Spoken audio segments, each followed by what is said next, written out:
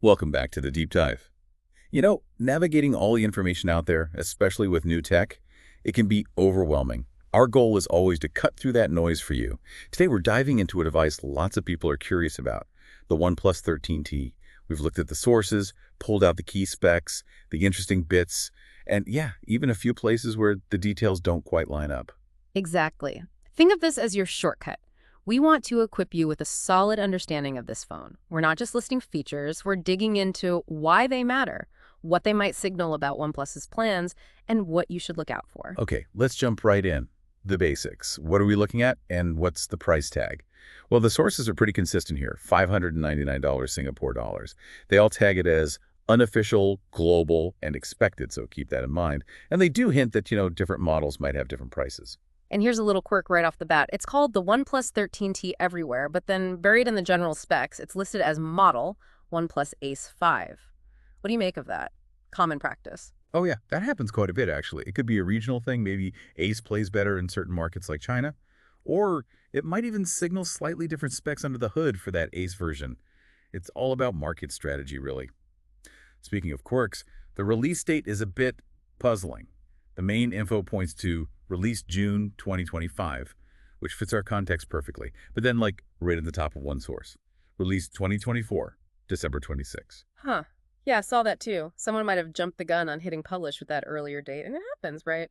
Especially with early info leaks and tracking new devices. A little reminder to take early dates with a grain of salt. Definitely. Okay, let's get to the juicy stuff. The display. Often the make or break feature. And this one sounds impressive on paper. We're talking LTPO AMOLED. That's the tech that lets the screen adjust its refresh rate, saving battery but still looking smooth. Plus, 1 billion colors, a slick 120 Hz refresh rate, and it supports both HDR10 Plus and Dolby Vision. Yeah, those HDR formats mean really vibrant colors, deep blacks, basically eye-popping visuals for movies and stuff. But the brightness numbers are what really caught my eye. 800 nits typical. Okay, that's good. Then 1600 nits in high brightness mode, getting very bright. And a peak of 4500 nits? That's kind of insane. It is incredibly bright. Now that 4500 nits, that's likely just for very small areas, like bright highlights in an HDR video, or maybe for a split second in direct sun. You wouldn't want it running at that level all the time. The battery would just vanish. Right, makes sense. It's more about the capability for those extreme conditions. But even the 800 and 1600 figures mean you should have no problem seeing the screen outdoors, which is huge. And HDR content should look amazing. Exactly. Now, here's another little inconsistency we found. The screen size. One part of the spec says 6.78 inches. Pretty big. It gives a resolution of 1264 by 2780 pixels, which works out to about 450 pixels per inch, really sharp.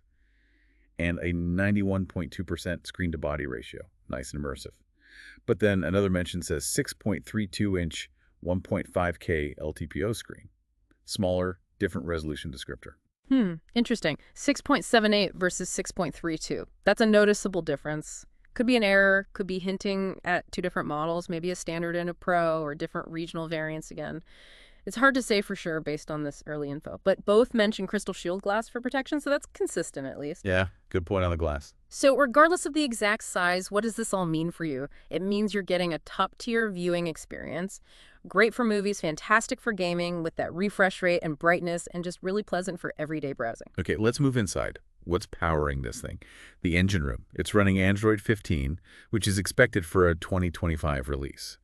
And it's paired with OnePlus's skin, ColorOS 15. And under the hood, the processor is the Qualcomm SM8650AB Snapdragon 8 Gen 3. It's a 4-nanometer chip. Some sources also call it the Qualcomm Snapdragon 8 Elite. Basically, it's Qualcomm's flagship chip right now. Top of the line, it's got that complex octa-core CPU setup, with different cores for power and efficiency. Performance cores running up to 3.3 gigahertz. And the GPU is the Adreno 750. So graphically, it should be a beast. Definitely sounds powerful. And what about memory and storage? It's plenty of options there too, either 12 GB or 16 GB of RAM, and it's the fast LPDDR5X type. For storage, UFS 4.0, which is super quick. Options are 256 GB, 512 GB, or even a huge 1 TB. Right, so connecting that back to you, what does all this tech translate to? It means everything should feel incredibly smooth. Switching apps, loading games, editing photos. It should just fly. Even the most demanding games or multitasking shouldn't slow this thing down. It's built for performance, plain and simple. Makes sense. All right, let's talk cameras. Always a big deal for buyers. The main setup is listed as a triple camera system. You get a 50 megapixel wide lens, that's your main shooter. It has an f1.8 aperture, a 24 millimeter equivalent view, and crucially, OIS optical image stabilization.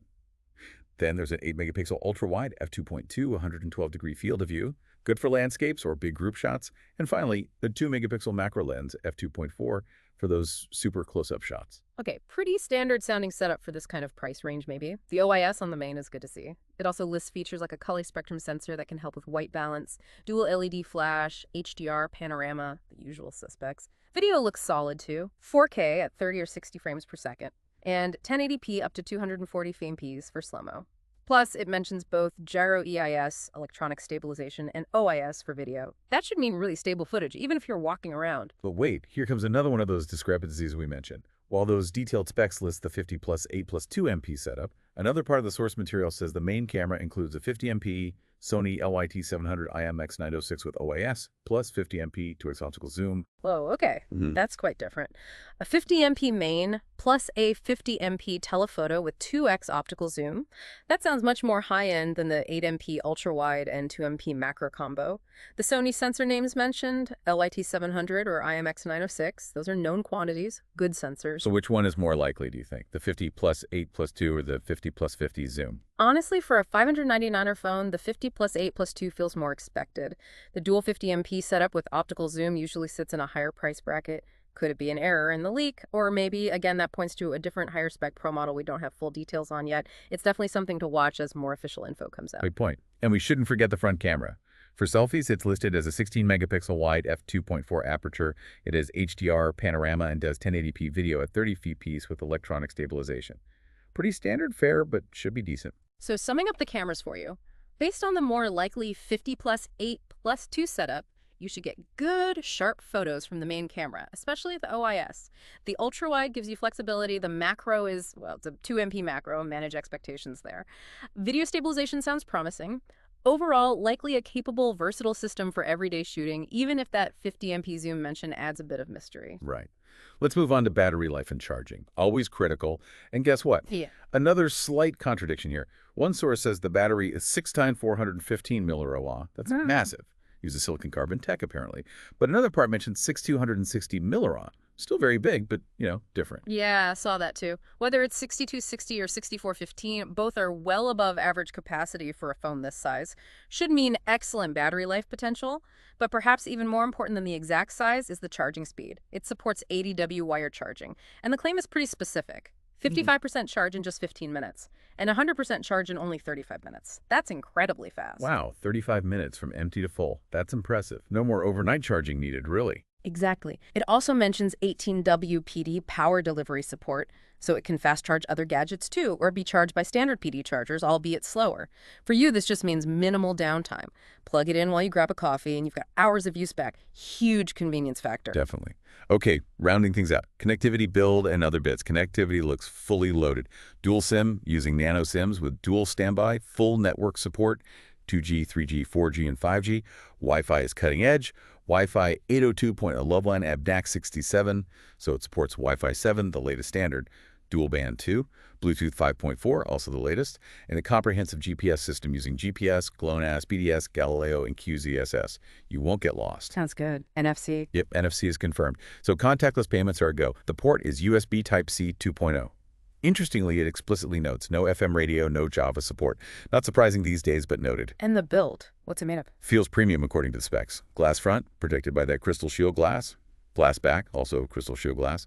And an aluminum frame. Solid materials. Dimensions are 161.7 by 75.8 by 8.1 millimeter. So fairly standard size for a 6.7-inch screen phone, if that's the right size. And the weight is listed as 286 grams or 223 grams. That difference might relate to battery size or maybe different internal components and variants. Could be. Sensors include a fingerprint scanner. It's under the display and optical, plus the usual accelerometer, gyro, proximity, and compass. And available colors are listed as gray, white, and green. Okay, a pretty complete picture there. Solid build, full connectivity. So after digging through all that, what's the expert verdict from the sources? Well, the R rating section is overwhelmingly positive, an impressive 9 out of 10 overall. And it's not just skewed by one thing. They gave it 9 out of 10 across the board. Design, display, camera, features, connectivity, usability, performance, and battery. Consistent praise. Wow, straight nines. That's a strong statement, especially for a phone potentially priced at $599. It suggests it really punches above its weight, offering a balanced, high-quality experience in every key area. The sources also give some practical advice about buying it. Specifically in Singapore, they really emphasize getting it from official channels recognized stores in malls or the official online store. Why? To make sure you get the official warranty and proper support.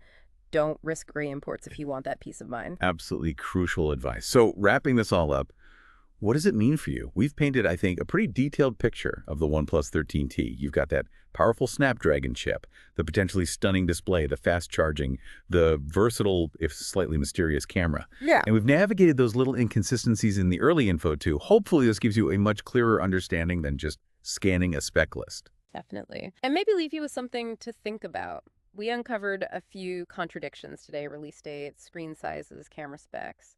How does finding these kinds of discrepancies in early information affect your trust in tech specs overall? And how much does that uncertainty influence your final decision when you're actually ready to buy? It really highlights the value of digging a bit deeper, doesn't it?